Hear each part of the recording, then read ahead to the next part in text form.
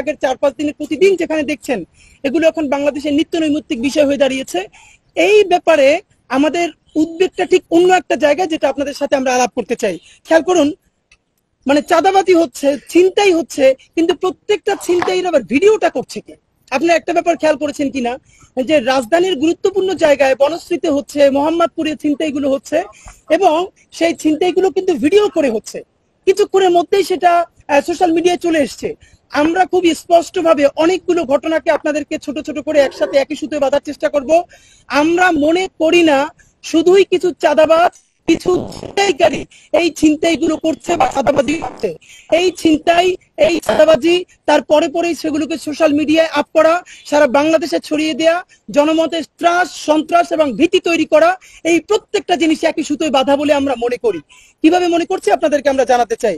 আপনাদেরকে নিশ্চয়ই মনে থাকবার কথা, এই রকম আইন শৃঙ্খলার অবনতি যখন হচ্ছিল, আমরা সিম্বলিক অর্থে স্বরাষ্ট্র উপদেষ্টার পদত্যাগ চেয়ে আমরা রাজু ভাস্কর্য থেকে তার জন্য লাল চুড়ি নিয়ে তারপরে আমরা পুলিশ হেডকোয়ার্টার্স অভিমুখে যাত্রা করেছিলাম। প্রতিমধ্যে আমাদেরকে যখন আটকানো হয়েছে, আমরা পুলিশের কাছে সেই লাল চুড়ি নিক্ষেপ করেছি, সিম্বলিক অর্থে যে অন্তত তার জন্য একটু লজ্জা শরম হয়। প্রথমত হলো লজ্জা শরম আল্লাহ প্রদত্ত ব্যাপার, এটা যদি কারো নিজের মধ্যে না থাকে, এটা তো আসলে আপনি চুড়ি দিয়ে, শাড়ি দিয়ে, লিপস্টিক দিয়ে, কোনো কিছু দিয়ে আপনি কারো লজ্জা আনতে পারবেন না। তো স্বরাষ্ট্রমন্ত্রীর আর কি উপহার দিলে বা তার সাথে কি করলে তিনি দায় নিয়ে পদত্যাগ করবেন, এইটা সাংবাদিক বন্ধুদের কাছে এবার আমরা একটা পরামর্শ চাইবো। আমরা চিন্তা করেছি যে আল্লাহর হস্তে এমন কোন ঔষধ বাংলাদেশে আছে কিনা যেটা দায় নিয়ে পদত্যাগ করার একটা সূচনা বাংলাদেশে যেন হয়, এইটা আমরা জানতে চাই। তো স্বরাষ্ট্রমন্ত্রীর উপদেষ্টার ব্যাপারে, তার ব্যাপারে কথা বলবার আগে আমাদের আরো 2-3টে জায়গায় খুব গুরুত্বপূর্ণ আমরা কথা বলতে চাই। দেখুন, স্বরাষ্ট্র উপদেষ্টাকে আমাদের যেটা মনে হচ্ছে, প্রথমত উনি যথেষ্ট ইনক্যাপাবল একজন মানুষ, উনি বয়সের ভারে নুজ্জ, ওনার যদি নিজস্ব কোনো ভালো চিন্তাও থাকে, সেই চিন্তাকে ইমপ্লিমেন্ট করবার মতো সাহস এবং সক্ষমতা দুটোর একটা ওনার নাই।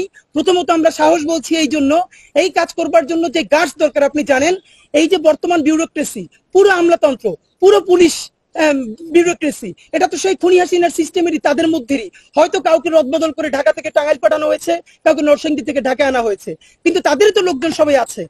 এইরকম একটা গণ অভ্যুত্থান বিপ্লবের পরবর্তী সরকারে যারা থাকবে, তাদের ভীষণ সাহস থাকতে হয়, তার অধীনে এই সচিব থাকবে, আমলা থাকবে, তাদেরকে সেই সাহস দেখাতে পারতে হয় যে তোমরা যদি আমার কথা না শোনো, যদি আমার কথা মতো কাজ না করো, তাহলে আমি নিজে শুধু পদত্যাগই করবো না, কে কোথায় কত কোটি টাকা চাঁদাবাজি করেছো, ডিসি রিক্রুট করার জন্য কত কোটি টাকা করে খেয়েছো, এসপি আনার জন্য অথবা পদায়ন করার জন্য কত কোটি টাকা খেয়েছো, আমি নাম প্রকাশ করে তারপরে পদত্যাগ করব। ন্যূনতম এই গার্ডসটুকুন, এই সাহসটুকুন অভ্যুত্থান পরবর্তী একটা দেশের সরকারের উপদেষ্টাদের থাকতে হয়। কিন্তু অত্যন্ত লজ্জার ব্যাপার, বর্তমান সরকারের এরকম উপদেষ্টাদের মধ্যে একজন উপদেষ্টাও নাই যার এই সৎ সাহসটা আছে যে যদি তোমরা কাজ না করো তাহলে তোমাদের সমস্ত দুর্নীতি ফাঁস করে দিয়ে তারপর আমি পদত্যাগ করব। সুতরাং স্বরাষ্ট্র উপদেষ্টার উপরে দায় দেওয়াটা এখন একটা নতুন রাজনীতি শুরু হয়েছে। খেয়াল করুন, সরকারেরই একটা অংশ যেখানে প্রতিদিন টপ টেররদেরকে ছেড়ে দিচ্ছে, যখন আইন শৃঙ্খলার কোনো অবস্থা নাই। আপনি খেয়াল করেন, আমরা কোন দেশে বসে কথা বলছি। আমরা দেখেছি সাধারণত বিএনপির একজন সাধারণ কর্মী, যার এখন পর্যন্ত মামলার রায় হয় নাই, তার মার জানাজায় তখন নেওয়া হয়েছে, তখনও তার হাত পায়ে বেড়ি বাঁধা। জামাতে ইসলামী, বিএনপির সমস্ত নেতৃবৃন্দের হাত পায়ে বেড়ি বাঁধা, এবং তাদেরকে দেখা গেছে পাজো করে এরকম কোলে তুলে তারপর আদালতে হাজির করতে হয়েছে। সেই বাংলাদেশে আমরা দেখি খুনি আওয়ামী লীগের মন্ত্রীরা, তারা আদালতে হাজিরা দিতে আসে না, মনে হয় যেন তারা পিকনিক করতে আসছে ভাই বন্ধুরা মিলে। আপনারা খেয়াল করেছেন তারা এক সময় কি হাসি মুখে আসতেছে, তারা কথা বলতেছে, গল্প করতেছে। আবার একজনে বলতেছে বঙ্গবন্ধু আমাদেরকে বলেছে মানে যুদ্ধ চালিয়ে যাবার, তারা চিরকুট লিখছে। মানে যেই 17-18 বছরে একটা শিশুকে পর্যন্ত আয়না ঘরে নেওয়া হয়েছে, সেইটার যখন বিচার করা হবে, যাদের প্রকাশ্য অর্ডারে হত্যা করা হয়েছে, তারা এখন হাসে খেলে দুষ্টমি করে, তারা পিকনিক মুডে আদালতে আসে। আর যারা অভ্যুত্থান করেছে এখন তারা প্রত্যেকে হত্যার হুমকির মুখে আছে। এইটার দায় একক স্বরাষ্ট্র উপদেষ্টার না, এই সরকারের প্রত্যেক উপদেষ্টার প্রতি দায় রয়েছে। আজকে প্রেস ব্রিফিং এর শেষের দিকে আমরা অত্যন্ত ঝুঁকিপূর্ণ কিছু কথা বলবো। আমরা জানি এই ঝুঁকিপূর্ণ কথাগুলো বাংলাদেশে কেউ বলতে চায় না, কারণ সবারই দিন শেষে একটা ইন্টেনশন আছে, কারো কিছু ওন করবার ব্যাপার আছে। বাংলাদেশে এমন একটা ব্যাপার হয়েছে, সেনাবাহিনীর ব্যাপারে কথা বলতে গিয়ে অনেকে জলপাই পলিটিক্স বলতেছে। কচু ক্ষেত বলতেছে। তুমি কচু ক্ষেত বোঝো, তুমি জলপাই পলিটিক্স বোঝো, কেন তুমি সরাসরি সেনাবাহিনীর বিরুদ্ধে কোনো অ্যালিগেশন থাকলে সেনাবাহিনীর নাম ধরে বলতে পারো না? যদি তোমার নাম ধরে বলবার হিম্মত না থাকে, তাহলে তুমি জলপাই জলপাই করো কেন? তুমি কচু ক্ষেত করো কেন? পারলে ঠিক করে বলো। এর মানে প্রত্যেকে হলো ততটুকুন প্রতিবাদ করবে যতটুকুন প্রতিবাদ করলে তার কোনো সমস্যা হবে না। আমরা সেই সময়টাকে অতিক্রম করে এসেছি যে ডিজিএফআই, এনএসআই অথবা আরো বিভিন্ন গোয়েন্দা এজেন্সি আমাদেরকে তুলে নিয়ে আমাদেরকে গুম করে ফেলবে। ওই গুমের জিনিসটা আমরা পার করি, এখন আমরা শুধু শহীদ হবার দিনের জন্য অপেক্ষা করছি। তবে সেই শহীদের আগে বাংলাদেশের একটা ইনসাফের রাষ্ট্র আমরা প্রতিষ্ঠা করে যেতে চাই। সুতরাং আপনাদেরকে আমরা জানাই, আজকে স্বরাষ্ট্র উপদেষ্টাকে হাতে ধরি, পায়ে ধরি, যা কিছু ধরলে উনি পদত্যাগ করবেন, দায় নিয়ে একটা নতুন কালচার তৈরি করবেন, উনি আমাদেরকে জানাক, আমরা গিয়ে তাই ধরবো। তবু আল্লাহর ওয়াস্তে আপনি পদত্যাগ করেন। আমরা কি করব? সন্তান সম মানুষ। আজকে একটা ছবি ভাইরাল হয়েছে যে আমি চুরি দিচ্ছি, আর উনি এরকম 2 হাতে চুরি পইরে আছেন। দেখে আমার পর্যন্ত লজ্জা লাগছে। আমার বাপের বয়সী একজন মানুষ, তারপরও তার লজ্জা শরম হয় না। কিন্তু স্বরাষ্ট্র উপদেষ্টাকে সামনে রেখে আরো কয়েকজন উপদেষ্টা এবং ডিপ স্টেট বলতে যে কথা বাংলাদেশে আছে, তারা মিলে এই কার্ডটা খেলছেন, এটা আমরা জানতে পারি, যাতে সমস্ত দায়গুলো এই স্বরাষ্ট্র উপদেষ্টার উপর দিয়ে যাওয়া যায়। আপনাদেরকে জানাই, আপনারা জানেন গত কয়েকদিনের মধ্যে শীর্ষ সন্ত্রাসী বা টপ টেরর হিসাবে ঘোষিত ছিল 2001 সনে বিএনপি জামাত, যাদেরকে টপ টেরর হিসেবে ঘোষণা করেছিল, ধরিয়ে দিলে পুরস্কার দেওয়া হবে, এমনকি ইন্টারপোল যাদের উপরে নিষেধাজ্ঞা জারি করেছে, রেড অ্যালার্ট জারি করেছে, সেই রকম অন্তত 1 ডজন সন্ত্রাসী অনেকে জামিনে মুক্তি পেয়েছে, অনেকে বিদেশ থেকে বাংলাদেশে এসে ফিরে তারা ইতিমধ্যে চাঁদাবাজি শুরু করেছে। আপনাদেরকে একটু জানাই, হাজারীবাগ এলাকার শীর্ষ সন্ত্রাসী সানজিদুল ইসলাম ওরফে ইমন, কিলার আব্বাস হিসেবে পরিচিত মিরপুরের আব্বাস আলী, মোহাম্মদপুরের ইমামুল হাসান হেলাল ওরফে পিচ্চি হেলাল, খন্দকার নাইম আহমেদ ওরফে টিটন, খোরশেদ আলম ওরফে রাসু ওরফে ফ্রিডম রাসু এবং পূর্ব রাজারবাজার এলাকার শীর্ষ সন্ত্রাসী 9টি হত্যা সহ অন্তত 22টি মামলার আসামি আসলাম হোসেন ওরফে সুইডেন আসলাম, এরা প্রত্যেকে কি করে জামিনে মুক্ত হয়েছেন আপনাদের কাছে জানতে চাই। এই জামিনগুলো তো স্বরাষ্ট্র উপদেষ্টা দেন নাই। এই জামিনগুলো তো বাংলাদেশের সব থেকে সুশীল আইনের পণ্ডিত এবং বাংলাদেশের সব থেকে কি বলবো যে সুসাহিত্যিক সুশীল আমাদের আসিফ নজরুল স্যার, তার আইন মন্ত্রণালয় যদি এটা এলাও না করে, তাহলে এই সন্ত্রাসীগুলো কি করে জামিন পেয়েছে আমরা জানতে চাই। যেই বাংলাদেশে মাহমুদুর রহমানদের আইন মানার কারণে এসে জেলে গিয়ে তারপরে আবার আবেদন করে তারপরে জামিন নিতে হয়। আপনারা জানেন ডাক্তার সাদি এইখানে সংবাদ সম্মেলনে বলেছি, যারা মানুষের চিকিৎসা দিতে গিয়েছে তাদেরকে ধরে হত্যা মামলার আসামি করেছে, তাদেরকে ছেড়ে দিয়ে এখনো তাদের মামলা প্রত্যাহার করা হয় নাই। আর ইন্টারপোলের রেড অ্যালার্ট জারিকৃত সন্ত্রাসীকে আসিফ নজরুল সাহেব কোন কারণে তাদেরকে মুক্তির বন্দোবস্ত করতে পারেন? কত শত কোটি টাকার বিনিময়ে, অথবা সামনের নির্বাচিত যে নির্বাচন আসবে সেই নির্বাচনে কোন পদ পাবার প্রলোভনের বিনিময়ে এই সন্ত্রাসীগুলোকে উনি মুক্তি দিয়েছেন? আপনাদের মাধ্যমে আমরা আসিফ নজরুল সাহেবের কাছে জানতে চাই। বন্ধুরা আমার, আপনাদেরকে গভীর উদ্বেগের সাথে আমরা জানাচ্ছি, ইতিমধ্যে আপনারা লিখেছেন যে দেখেছেন যে লিগের যে ডিভিশন, আপনাদের মাধ্যমে আমরা স্পষ্ট দাবি জানাতে চাই, 2014 ইলেকশন অবৈধ, 18 ইলেকশন অবৈধ, 24 ইলেকশন অবৈধ। সুতরাং এই অবৈধ যদি ইলেকশন হয়, সেই ইলেকশনের এমপি মন্ত্রী তারাও তো স্বাভাবিকভাবে অবৈধ।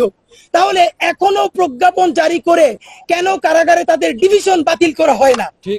আপনারা জানেন এখনো তাদেরকে কারাগারে ডিভিশন দেওয়া হচ্ছে।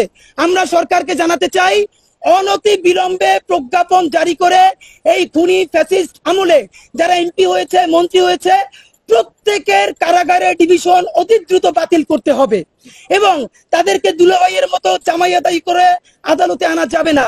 এরপরে যদি জামাইয়ের মতো নিয়ে আসেন, এরপরে যদি ছাত্র জনতা তাদেরকে ওখানে কোনো সিদ্ধান্ত গ্রহণ করে, তখন যদি কেউ মব মব বলে চিৎকার করেন, থুতু দিয়ে তাদেরকে ভাসাই দেওয়া হবে।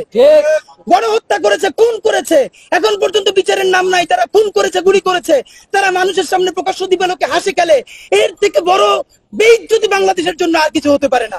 সুতরাং বন্ধুরা, আপনাদেরকে আমরা সংক্ষেপে দাবি কোটা জানাচ্ছি। মূল পয়েন্টে যাওয়ার আগে 25শে ফেব্রুয়ারি জাতীয় শহীদ সেনা দিবস বর্ষাকায় যেটা অন্তর্ভুক্ত করা হয়েছে বাতিল করে অতি দ্রুত তাকে বর্ষাকায় অধিভুক্ত করতে হবে এবং স্বরাষ্ট্র উপদেষ্টাকে অতি দ্রুত দায় নিয়ে পদত্যাগ করলে শুধু হবে না, একই সাথে আইন উপদেষ্টা আজকে সকালে তিনি বলেছেন আপনাদের সামনে যে বিপ্লবোত্তর কোন দেশে বা অভ্যুত্থানের পরে দেশ চালানো আসলে কঠিন। হ্যাঁ, আমরা তো বুঝি, এরকম ফ্যাসিবাদের পরবর্তী কেউ যদি দেশ চালাতে আসে তার জন্য কঠিন হবে।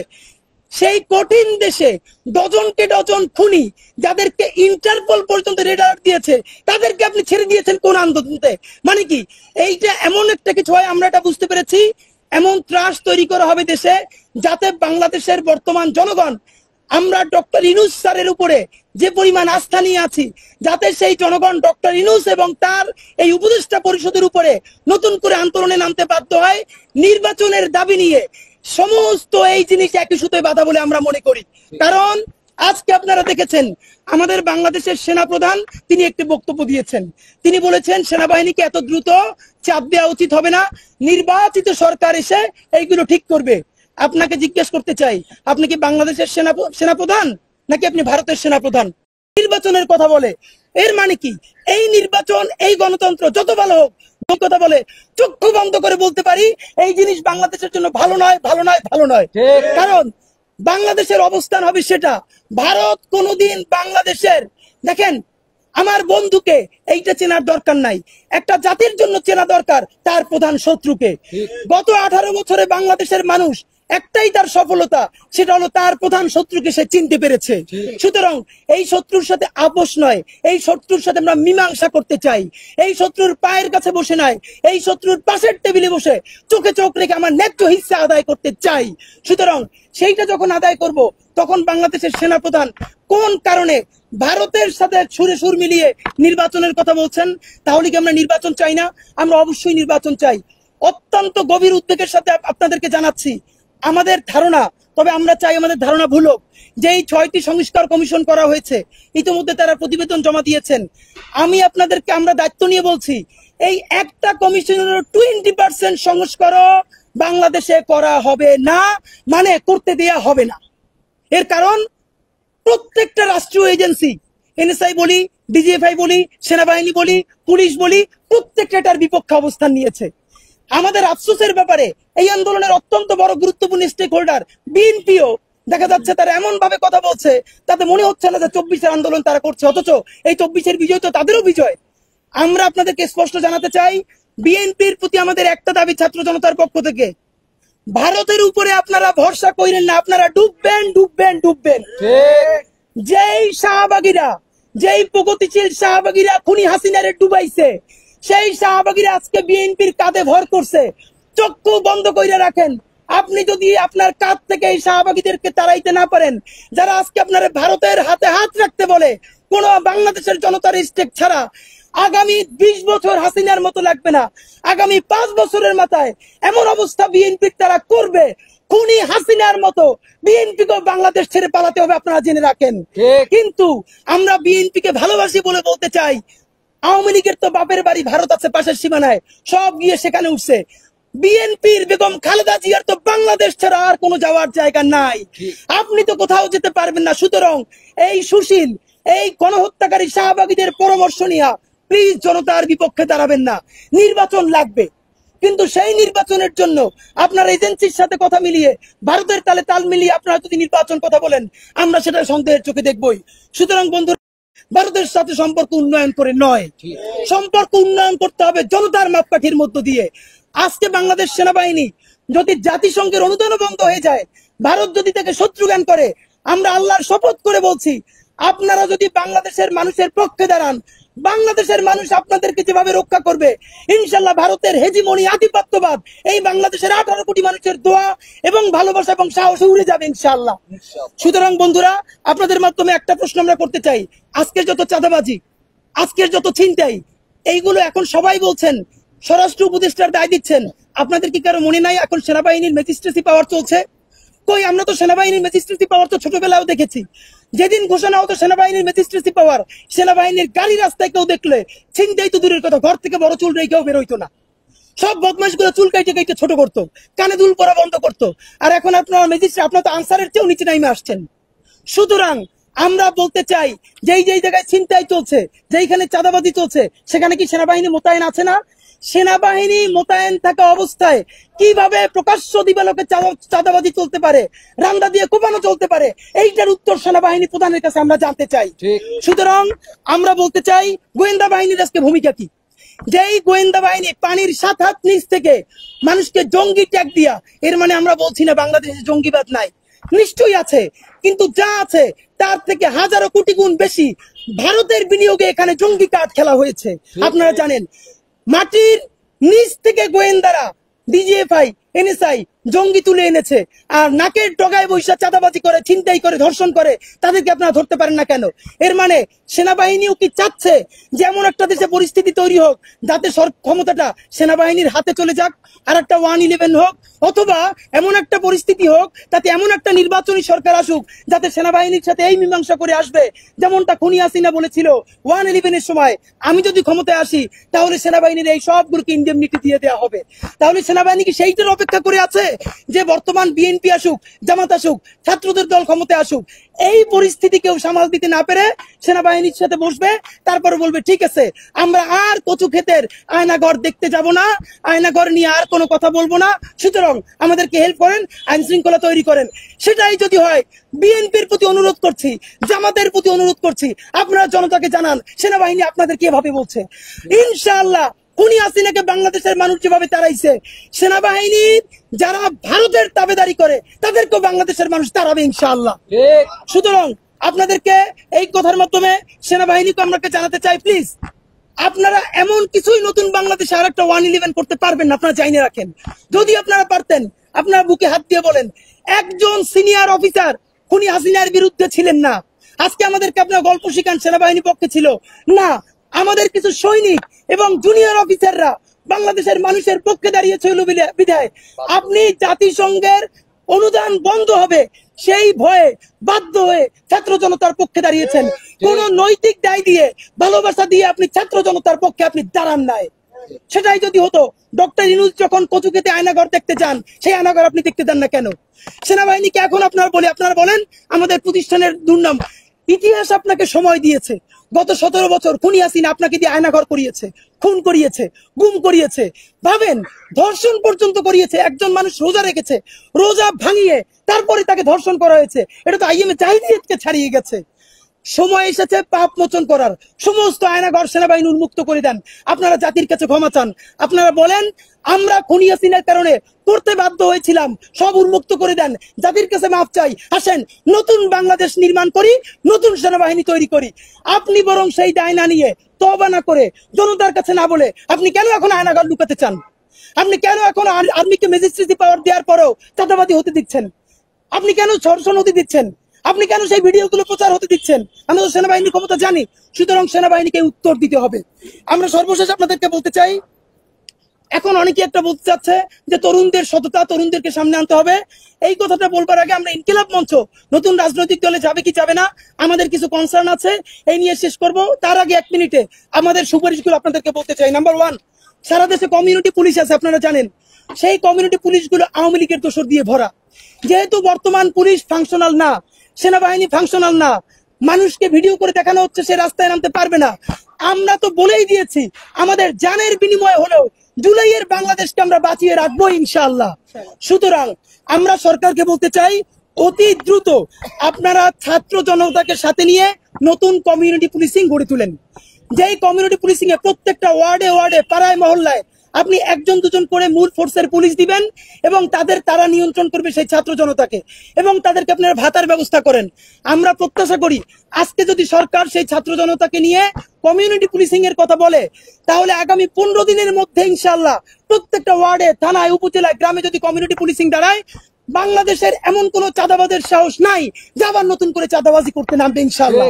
নাম্বার 2, আমরা জানি যদি বিএনপি না চায়, খুব দায়িত্ব নিয়ে বলছি, যতগুলো সংস্কারের কমিশন জমা দিয়েছে, যদি এই উপদেষ্টারা সঠিকভাবেও চায়, বিএনপি না চাইলে একটা সংস্কারও বাস্তবায়ন হবে না।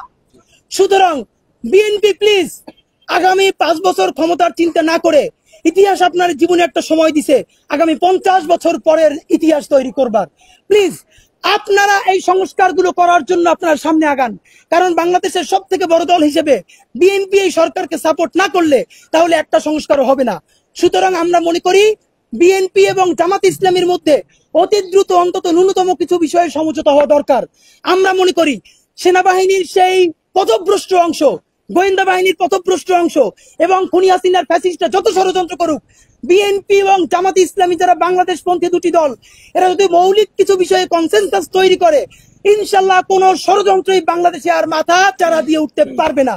সুতরাং যদি বিএনপি আমাদেরকে বলে, জামাত ইসলামও বলে, আমরা আপনাদের সন্তানদের মতো, কারো ভাইয়ের মতো, যে আপনারা একসাথে কথা বলবেন, আমরা আপনাদের টেবিল তৈরি করে দিব, আমরা সামনে বসবো না, আমরা আপনাদেরকে বসাই দিয়ে চলে যাব, তবু আমরা সেটা অ্যারেঞ্জ করতে চাই, আপনারা প্লিজ বসেন, অন্তত সংস্কারের ব্যাপারে বলেন যেটুকুন সংস্কার আমরা করতে চাই। ছাত্রদের দল দিয়ে আপনাদেরকে একটা কথা বলতে চাই, যেই বৈষম্য বিরোধী ছাত্র আন্দোলন এত বড় একটা আশার আলো জাগিয়েছিল, আমরা খুবই স্পষ্ট দেখতে পাচ্ছি যে ক্যাম্পাস ভিত্তিক ছাত্র রাজনীতি তৈরি করবার জন্য যে নতুন দল করা হচ্ছে, স্বাভাবিকভাবেই বৈষম্য বিরোধী ছাত্র আন্দোলন লেস সিগনিফিকেন্ট হয়ে যাবে, তার সিগনিফিকেন্সকে কমিয়ে দেওয়া হবে।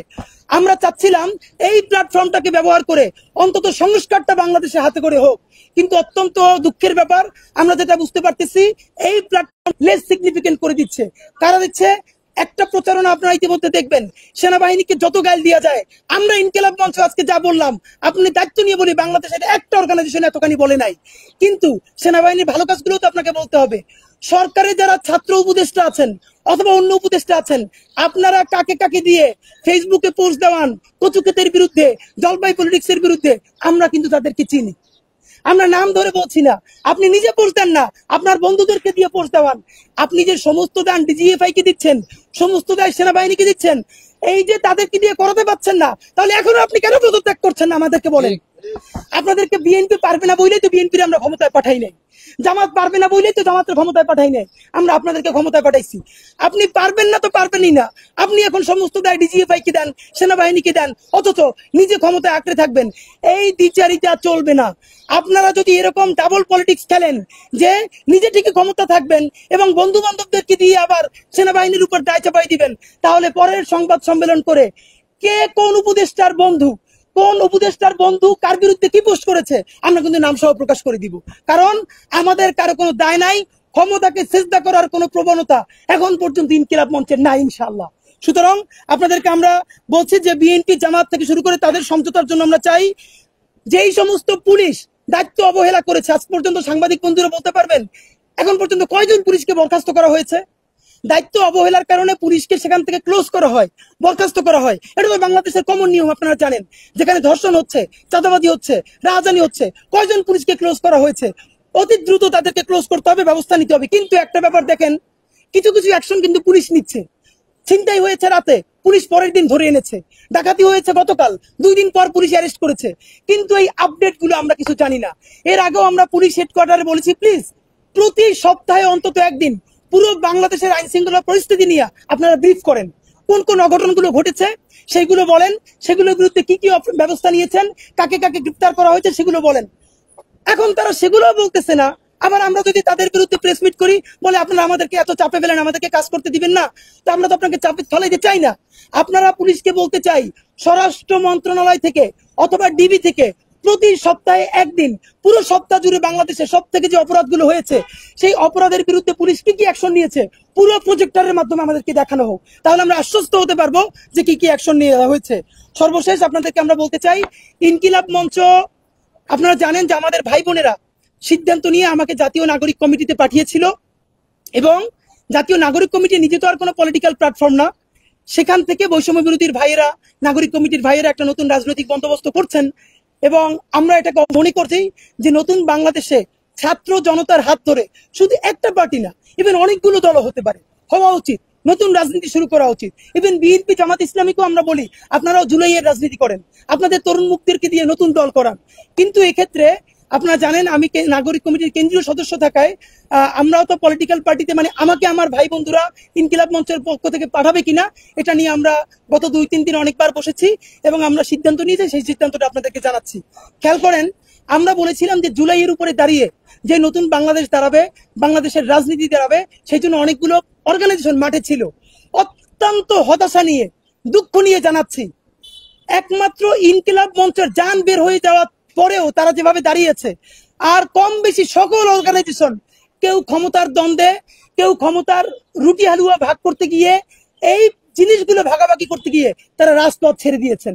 সবাই মিলে রাজপথ ছেড়ে দিয়ে কেউ মন্ত্রীপাড়ায় চলে গেছেন, কেউ বাংলা মোটরে চলে গেছেন, কেউ নিজের পোস্ট পজিশন সিকিউর করতে চলে গেছেন। আমাদের রাজপথ খালি হয়ে গেছে। প্রতিদিন শত শত অন্যায্য আন্দোলনের নামে রাজপথকে মানুষকে কষ্ট দেওয়া হচ্ছে। আপনাদের কাছে জানতে চাই, জুলাইকে বাঁচিয়ে রাখার দায়িত্ব সব কি ইনকিলাব মঞ্চের একার ভাই? আপনারা জানেন প্রত্যেকটা প্রোগ্রাম করতে আমরা মানুষের কাছ থেকে 100-200 টাকা পর্যন্ত ফান্ডিং নিয়ে আমাদের হাড় ভেঙে যায় কোমরের। আমাদের ভাই বন্ধুরা কিরকম কষ্ট করে এই কাজগুলো করতেছে। আমরা আমাদেরকে শত শত ইনবক্স করেন, ইনকিলাব মঞ্চ কেন এই ব্যাপারে কর্মসূচি দেয় না? ভাই, সমস্ত কর্মসূচি নিয়ে আর বরকাকে ইনকিলাব মঞ্চ দিয়েছে। এখন আমরা একটা নতুন স্ট্র্যাটেজি নিয়েছি। কেউ যদি বলে, গতকালকে ফোন দিয়ে বলে যে ওইখানে একটা ফ্যাসিস্টের ভাস্কর্য আছে, ভাঙতে হবে, আমরা বলছি ঠিক আছে, আমরা ভাস্কর্য ভাঙবো, টাকা লাগবে 10 লাখ। মানে আপনারা মন্ত্রীপাড়ায় গিয়া ক্ষমতার রুটি হালুয়া ভাগাভাগ করবেন, আপনারা সবাই কে কোন পদে যাবেন সেইটা নিয়ে করবেন, আর মারামারি পিটাপিটি যেখানে মাইর খাওয়ার কাম আছে সেইখানে ইনকিলাব মঞ্চের পাঠাই দিয়ে মজা নিবেন। এই দুনিয়া নাই। যদি ভাঙ্গা লাগে তাইলে কার কত কন্টাক্ট লাগবে বলেন, কত বড় ফ্যাসিস্টের ভাস্কর্য ভাঙ্গা লাগবে তার উপরে কন্টাক্ট নিয়ে করব। টাকাই যদি খাই তাহলে প্রকাশ্য দিবালোকে ঘোষণা দিয়ে খাবো। এখন পর্যন্ত যেহেতু 1 পয়সাও খাই নাই। ভাইরা আমার, তরুণদের সততা নিয়ে এতদিন আমরা কথা বলতে চাই নাই। আমরা তরুণদের রাজনীতি চাই, কিন্তু তারুণ্যকে আমরা কোনোদিন বয়সের ফ্রেমে দেখি না। ইতিমধ্যে বৈষম্য বিরোধী আন্দোলনের যেখানে কমিটিও হয় নাই, সেসব জায়গা থেকেও তরুণরা লক্ষ লক্ষ টাকা চাঁদাবাজি করেছে, সেই প্রমাণ এবং অভিযোগ আমাদের কাছে আছে। বিএনপি খাচ্ছে, কোথাও জামাত খাচ্ছে, অন্যান্য দল খাচ্ছে, আমরা তাদেরকে পছন্দ করি না, তারা খাচ্ছে এই জন্য। তো তরুণরাও যদি তোমরা খাওই, তাহলে বাবা যে সিনিয়র খাওয়া মানে খাওয়ার লোক, আমরা তারাই তো চাই। তুমি ছোট মানুষ এত খাইয়ে কি করবা? সুতরাং কোন নয়া রাজনৈতিক বন্দোবস্তের নামে কারো 1 পয়সার দুর্নীতির দায় ইনকিলাব মঞ্চ নিবে না ইনশাআল্লাহ।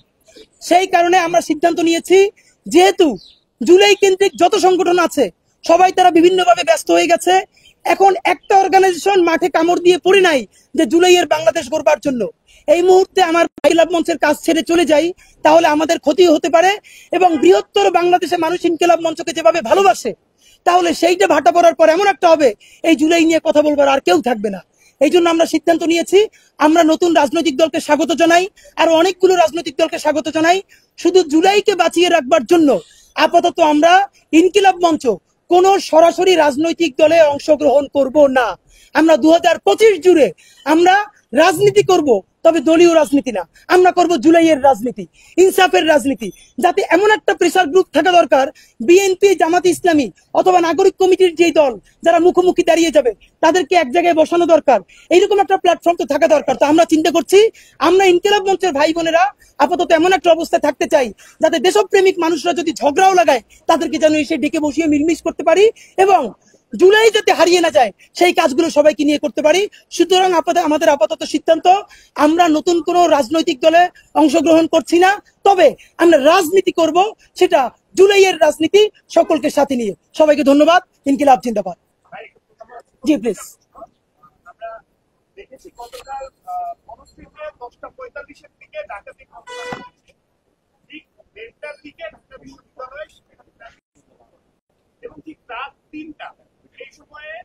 আমরা এটাকে রেগুলেটরি করতে বলতে চাই, এইটা সমস্যা। যারা ছিনতাইয়ের কবলে পড়ছে, সম্ভবত তার নিজের আত্মীয় স্বজন কেউ ওনার বাসা থেকে বলছে এখন তুমি কিছু বলবা কিনা বলো, এই জন্য উনি বলতে পারেন। অথবা বয়সের ভারে নুজো হয়ে উনি সময়ের জ্ঞান হারাই ফেলছেন। রাত 3টার সংবাদ সম্মেলন দেখবে কে আর কাভার করবে কে ভাই?